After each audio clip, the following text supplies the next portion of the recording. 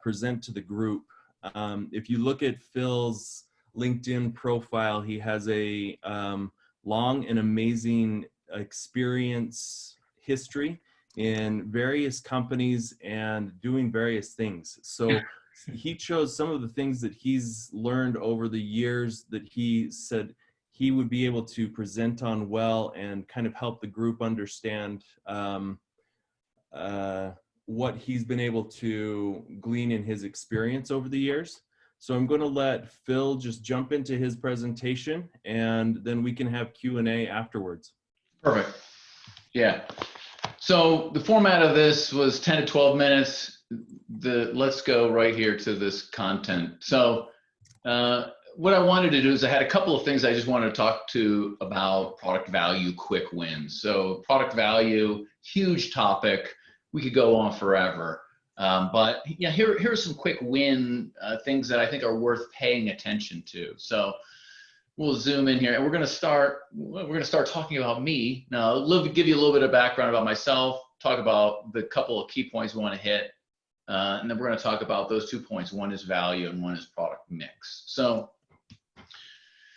who am I? I'll tell you what I like. I like helping people grow. I love helping businesses grow. I like creating things. So I looked back a few years on my career and realized that the things that I enjoyed the most and I did the best were things where I was given maybe not a complete blank sheet of paper, but the opportunity to create something. And I love talking about value. I love talking about customer value or value to the customer, talk about product value and how product mix and features and functions deliver value. And so that's kind of, I'd say, me in the cloud. That's why it's fuzzy, because I don't know how to describe myself, but that maybe captures a little bit. What's the background? So I went to Virginia Tech to get a mechanical engineering degree. And then I got hired by W.L. Gore. That mangy looking guy is me. That was doing some experimentation at W.L. Gore. The reason W.L. Gore is important, they make Gore-Tex. One of the things they make is Gore-Tex, invented 45 years ago. But the thing that they drilled upon me as a young engineer was that W.L. Gore wouldn't want you working on projects that weren't very high margin end sales. So they said, if it can't deliver 80% margin, don't spend your time there. So it drilled in me paying attention to things that are high value and not actually wasting your time around things that, even though it might be kind of cool, it actually doesn't deliver value in the end. After W.L. Gore, my wife and I moved west for a job, and then I realized that actually I liked greater business better than just engineering. I went to the U, got an MBA there, worked for various companies, started a few little companies. Last company, this company, Xtronics, right there, look at that. I'm like the weather person. That's a company that I was running for a few years and now moved to a board-only role. And I've been doing essentially a bunch of pro bono business consulting, helping people out while I'm trying to figure out what I'm going to be doing, spending my full time. So that's me in a few minutes. So today, what are we gonna hit on? I'd say there's two key things. One is, am I offering the right thing? And right thing is am I focusing in my business on the right thing, the right product to be focusing on? And is there something I can do with product mix that's going to shake things up a little bit? There are a couple of things that I can think about the way I'm actually packaging my products, which may be able to help. So this is two key takeaways. Am I focusing in the right place? And can I shake things up with product mix? So let's first talk about product value, and let's actually make a little bit of a definition here. So product value, a product what we're talking about today is anything that's exchanged for compensation. So it could be a product, it could be a feature in a piece of software, it could be a service. So something where you're exchanging something and getting compensated for it. And when we're talking about value, there's kind of two basic ways that we're looking at this. Is it valuable for me as the business, and how is it valuable for the customer? So when we say product value, you need to be specific in what you're talking about, whether we're talking about whether that's for the customer or for the business or for both. But in the simplest terms, what's most valuable to a business? Something that is easy to create. And when I say create, it's actually a little bit bigger than that. It's create, maintain, sell, but something that is easy to create for the business. And it's going to be way more valuable if it uniquely solves a customer challenge. So unless you have a business which is focused in commodities, which is a different set of, usually a different set of challenges, and you approach those differently. So if it's something that's not a commodity business, you're trying to figure out how you're going to be valuable to that customer. So, okay, so I've got, let's say that I have a product offering that, let's say I have a company that has 3 products, whatever those are, whether they're services or products or areas of focus. Where do I focus? So I understand, yeah, it's got to uniquely solve a problem. So, but where do I spend my energy? This is a non-official slide that I made myself, and now I noticed the green is sort of like a slime green. But I know this sounds obvious, but I can't tell you how many times. So on the vertical axis, we see the total business cost, meaning the cost to my business. I have to create it, I have to maintain it, and I have to sell it, whatever that offering is. And the horizontal axis is the value to the customer. So how hard of a problem am I solving for this customer? And it sort of seems obvious. Okay, I would prefer things that cost less for the company to develop and maintain and solve harder problems. But I can't tell you how many times I've spoken with companies who have a product, let's say a product catalog, and if you map your products into this, into the way this looks, they're all over the place, and there's many in the upper left. Now, one of the things that we need to also be clear is that we're taking market opportunity out of this. So let's pretend for your business, all of your offerings have the same market potential, because market potential is like a third axis to this, right? It would go vertically. How much could I possibly sell? But let's take that out of the conversation. That we could spend all day talking about that. So the simple way to look at this is if I have three products and I map them on here, and 2 of them are sort of in the middle and one's in the lower right, maybe I should be putting my energy in the one that's in the lower right. And I've even worked with companies who wanted to add a new product, and when you map it on here, it's not sort of in the sweet spot, but they say things like, but I need to fill out my offering to the customer, or I need a complete catalog. I want my offering to be complete.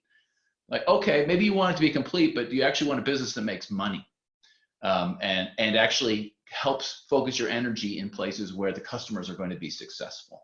So where you're going to help the customers be successful. So when you're looking at your products, if you're having trouble deciding where to put your energies in the ones that cost the least to develop and solve the hardest problems. That's kind of tip number 1. Now we're going to talk about product mix. So here's the question that you should be asking. Am I giving some value away for free? And the kind of corollary to that question is, maybe, do I even know that I'm giving it away? And does my customer even know that I've given them something for free? Sometimes these things happen where you include features and functions or bonuses, and you don't even know that you've done that, and neither do they. So we're going to talk about this again is sort of there are obvious things, but they're good exercises to go through. Sort of the super simple way that you start to maybe get on top of this. You create the upper right. I'll point to it. Create menu items.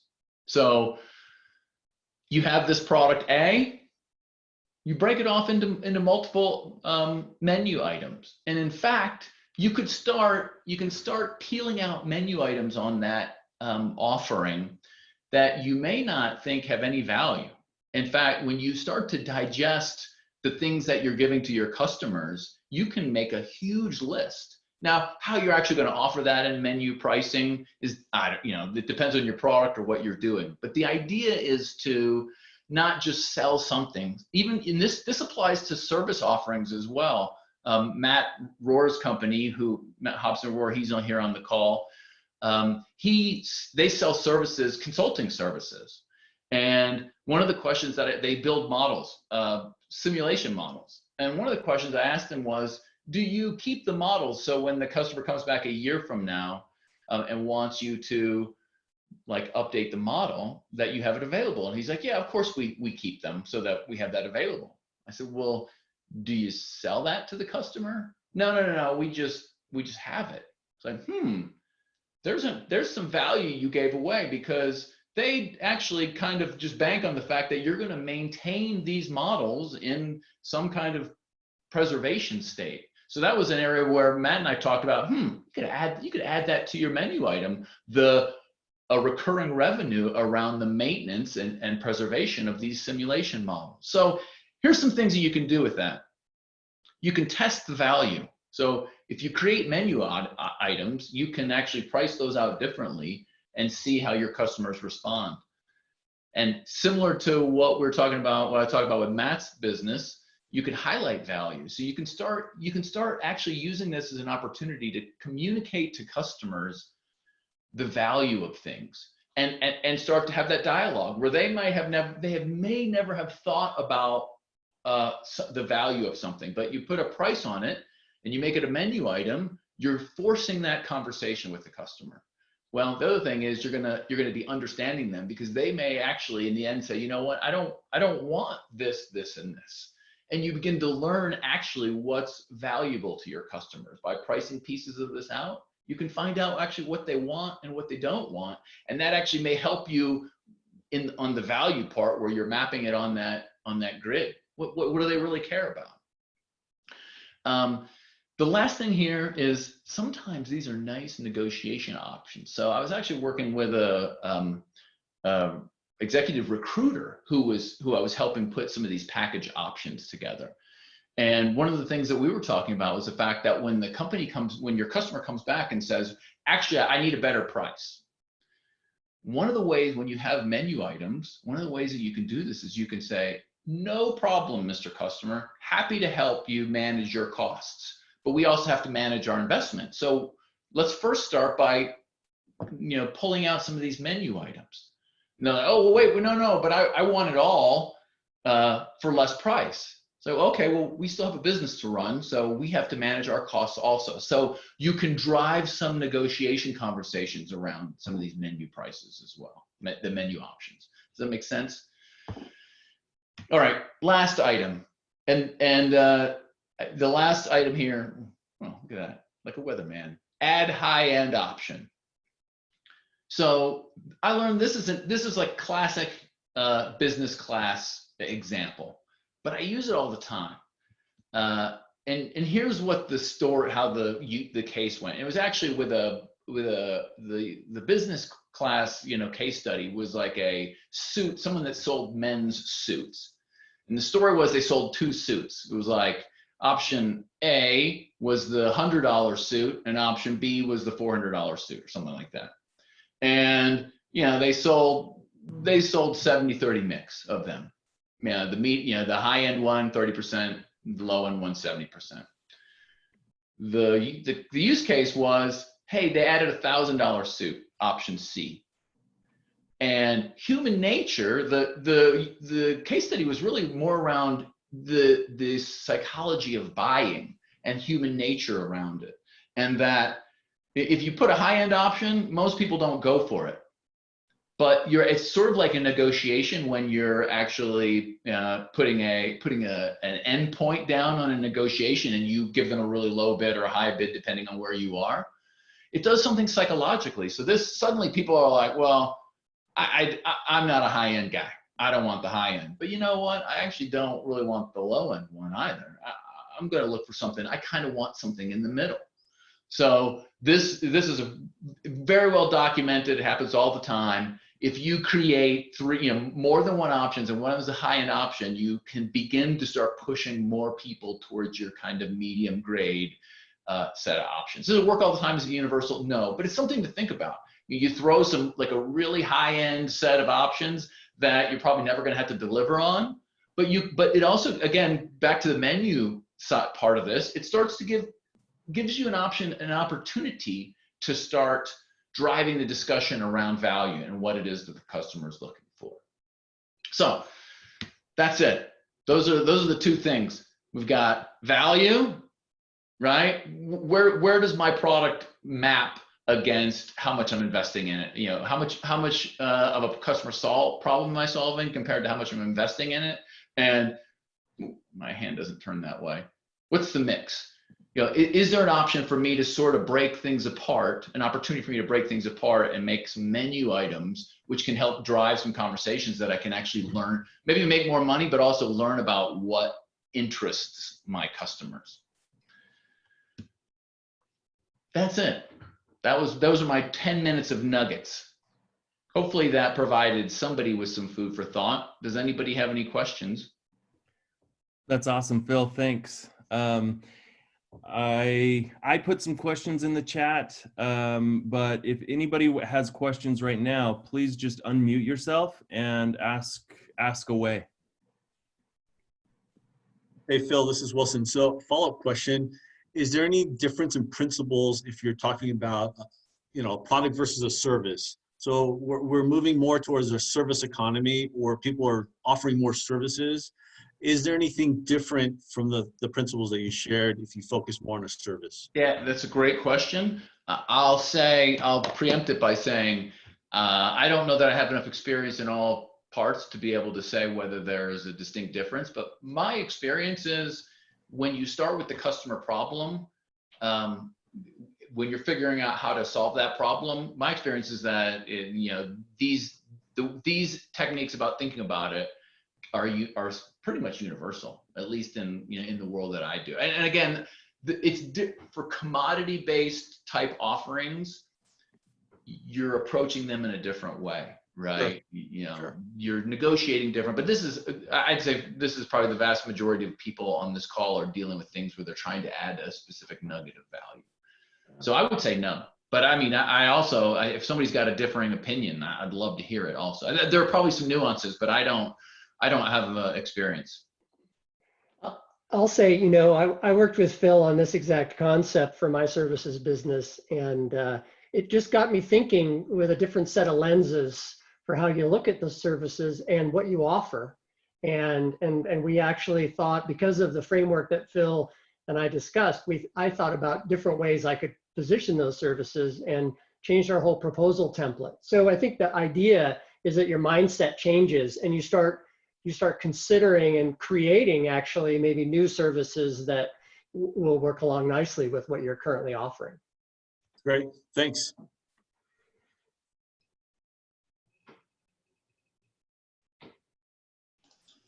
Phil, I have a question. How do you, and maybe this is a different conversation completely because you've already developed a relationship with these customers in maybe a way that I haven't, but from a sales perspective, it's always kind of this dance of like them asking how much are these products going to cost and us asking them, well, what's your budget, kind of a thing. And it's basically nobody wants to show their cards first because then you've already lost the negotiation before you've even started. So I guess my question to you would be, what do you do? Whether it's do you just straight up tell them this is what it's going to cost depending on what package you go with, or do you have any means of basically figuring out what they're willing to spend before you actually start to get into the pricing of your services? It's a great question, and I'll tell you what's worked. I'll tell you the role that I've played in my career that typically worked really well. So there are teams of salesmen who, and there's all sorts of sales books and solution selling and all this. And frankly, there are people who are experts at selling. The way I positioned myself was always a product expert that was trying to understand the customer's problems better. So I would maybe accompany the salespeople when we were talking with customers, but I wouldn't ever, even though I'm obviously trying to help with the sales cycle, what I was trying to do was spend my energy trying to understand their pain points. And I mean, and all product books and product management approaches kind of talk about this now as well, right? Where you don't want to focus on features and functions. You actually want to figure out what their problem is and how you're going to solve that. So, you know, when it starts coming down to budgets and things like that, I think about when I walk into a car lot and they say, what do you want your monthly payment to be? And I cringe, like, ooh, yeah, no, let's not go there. Let's talk about what it is I'm looking for. And I think for salespeople, sometimes I want to get down to the nuts and bolts of what's your budget. But I encourage everyone to avoid any of those instincts and just try to understand what the customer's problem is, right? And be honest. If you can't help them with parts of their problem, tell them that. But tell them the areas that you can add value. And my experience is then you ingratiate yourself with the customer and you then become a trusted advisor. But if you misrepresent any parts of the solution and you're just trying to focus on budget, my experience is that it doesn't, for really sophisticated business people on the customer side, they see past that stuff. It's my experience. That's good. Thank you. I appreciate it. Best thing you can do is become a customer's trusted advisor. Once you're on the inside, I mean, there's a whole other session that I could do, and maybe I'll do that one time, about how I built like ROI templates and how we got into customers and understood their problems and built it out in big financial models. And then you get the buy-in from the CFO or head of finance on the veracity of your model. And once the CFO buys into the fact that your model accurately represents what the payback's going to be, you're in. You've got the CFO on your side. You're in a really great place. But there's work that you don't just use words to get to that point. There's a lot of work that actually gets you there to get trusted by the head of finance. I also see a challenge, and I can't speak for every product, but a lot of the times it's not a tangible, like for us, again, so I work for Zoom. A lot of times I can say, we can save you so much money through audio conferencing if you make the switch by using our internet audio kind of a thing. And sometimes those scenarios, you can truly see a dollar savings, but a lot of times it's more intangible or sunk cost based. So basically saying like, I want to save your IT team X number of hours a week, and their hourly rate for what you're paying for them is X. But to that they could argue, well, yeah, but I'm already paying them that salary anyway, and this is part of their job description, Totally get so it. Sometimes I'd say one of the advantages in the new kind of tech world is the fact that you have an opportunity. Many companies have an opportunity to give customers the ability to try their stuff at low or no cost. And if you truly believe that if you had the ability to do that at low cost or no cost, and you believe in the ability of your product to actually be excellent, I encourage that, because I think the world's everybody's sort of getting used to this I want to try it for free thing and grow into it. And to me, I think that if you believe in your product, I think you should be able to back it up, as long as it's not sinking your company by having to have customers test those things. Phil, I was working with one company and it was like, you have to give some of these things in order to, especially starting from zero, trying to get big boats to change directions. You have to give them some incentive to do that. So Phil, I think there are a handful of new companies here on the call right now. If you were to give them 1 to 3 questions or 3 things that they should do to look at how they're presenting their product, like what questions should they be asking themselves? I mean, I'm just looking through the gallery view here, and Dale's kicking new stuff off. Landon at Carry-On is kicking new stuff off. And so and that's great. Great point, Taylor. I'll say this, and I kind of beat this through everybody that I talk to. If you can't communicate why you're valuable in one slide, you need to keep working. And the example that I use is that in high school, our teacher had us write a 5-page, essay on something. And then the next day we had to cut it down to 2 pages. And then the next day, 1 page, and then 1 paragraph. In the end, we had to have the whole essay written in 3 sentences. And those last 2 parts, getting to 1 paragraph and 3 sentences, were by far the hardest. So anybody can go on and on and on for 10 slides. But can you tell someone why what you're doing is valuable in one slide, right? Can you communicate what's unique about what you're offering in one slide? Or one, the quintessential elevator speech. So for me, helping someone understand what problem you're going to help them solve in a few sentences is key. It's key for getting funding. It's key for getting customers. It's key for getting people on board with your company. It's key for building networking. If you can't do that, you're going to struggle. So that would be, to me, that would be point 1, 2, and 3. Yeah, figure out what your value proposition is. In fact, in our breakout room, that was the first question I asked from Ben in his solar business. Right, Ben? Because I was curious, like, what's the thing that you guys do uniquely? Because that's a pretty crowded space. And he nailed it. It's like, pass the test. Yeah, not a test, you know what I mean? Like, I got it. Within 30 seconds, he laid out what they were doing differently and how their commercial approach is different also. It's like, ooh, and it's brilliant. So, ooh, yeah, cool. And as a side note, I'm happy to have a conversation with anybody who wants to test that stuff out. I love helping. I love thinking about business. I've got a little bit of bandwidth now as I'm trying to figure out what I'm going to get involved with next. So I'll make time. If somebody wants to, run something by me, I'll make time. Jeremy and I worked on this a little bit with his, he presented a couple weeks ago, and he and I met afterwards, and we talked a little bit about this also.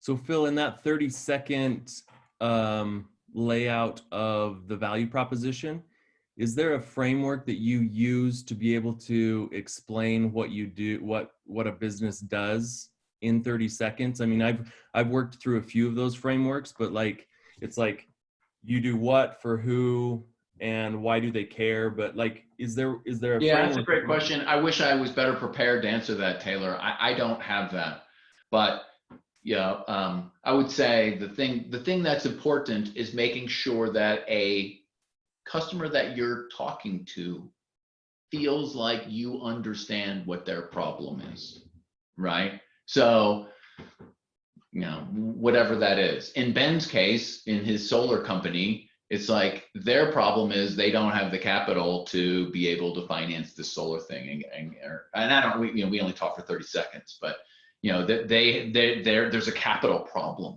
Right, and it's against his competition. Their capital problem is totally different. So I'd say making sure that your customer knows that you understand the problem and you're not just telling them about features. So we all think that, especially anybody's got a technical or an engineering background, me included, we get excited about features, and so we want to spit out all the stuff that's so cool about what we have. And I can't tell you how many features I've seen developed by cool engineers that the customers couldn't care less. The customers don't care, especially the people that are writing the checks, the business people. They're like, just tell me what thing that I have 5 things on my head that are my biggest worries. You're going to take one of those and make it go away. If you can tell me that one of these top things that are in my head, and then you can tell me how to make it go away, you have my attention. And you talk to the business people, not the technical people, because when you talk to the CTOs and you talk to the head of the new initiatives, those guys don't really have budget. They're there to go do R&D. You want to talk to the person that's responsible for the P&L of the business and find out what's keeping them up at night. And if your stuff is in their top 5 list, you're going to get their attention. If it's not in their top 5 or top 10 or top 20, you're going to be spending a lot of energy trying to convince them that the problem you're trying to solve is important to them. I would move on to the next guy who is going to be in this top 5 set of problems. Sorry, Taylor, I I love this stuff. So I got a little off track, but That's perfect. I think for time's sakes, we are at the top of our time. Everyone's certainly welcome to hang out a little bit longer if Phil is willing to answer a few more questions. If not, we can wrap up. I'll kind of just lean into the rest of the group here, but if you have to jump off, feel free to do so. I was thinking if there's anybody who wants to like see if Phil can give them a rundown on their 30-second pitch or whatever he did with Ben, that would be kind of cool. If you can That's stick super around, cool. I'll do a few of those. yeah. Super cool. Who does anybody want to give us their sort of 30-second value story? Ooh. We should have a line. Peer pressure. So you wanting to analyze somebody's elevator pitch basically? Because I definitely need help on this and I'd volunteer. Go, Yeah. Dan. Okay, so it's evolving now that I have another partner, but our little 30-second elevators, we're a small incubator engineering firm. And I think our biggest value prop is that we're both engineers coming from two different backgrounds, and us together kind of create a superpower engineering team. I think that's the best way to kind of explain in the most general sense our value proposition without diving into any product verticals or anything. What do you think about that, Phil? Frankly, I mean, I think it's not terrible, but it still is not telling me what problem you're going to help me solving. Because so what the challenge is, you're leaving it to me to figure out how you can help me. So you're leaving that to me, and you want to just be super explicit. We are two geniuses that can help you solve. We're specialists at solving product problems like A, B, and C, right? Because you're good. I know we've had this conversation, Dan. There's a few things that you guys are geniuses at.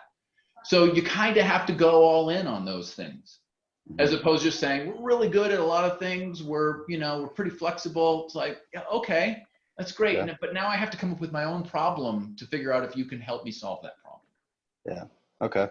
Does that make sense? Like we're Yeah, a pair of does. geniuses that specialize in solving these types of things, and we've solved them. Whatever that is. We design HVAC systems that are super efficient, like nobody's ever designed before. Oh, interesting.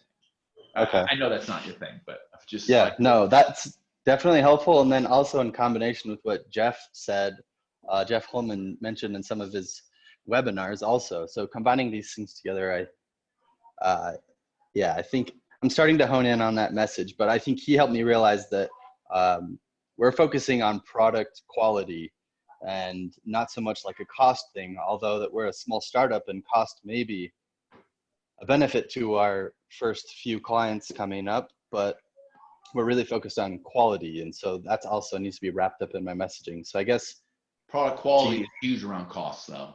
I mean, that's what drives cost is lame product quality. I lived that world where we just get hammered on costs because our product quality is terrible.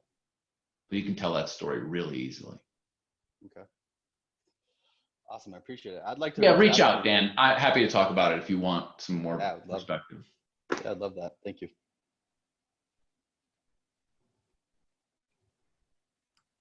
Who's next?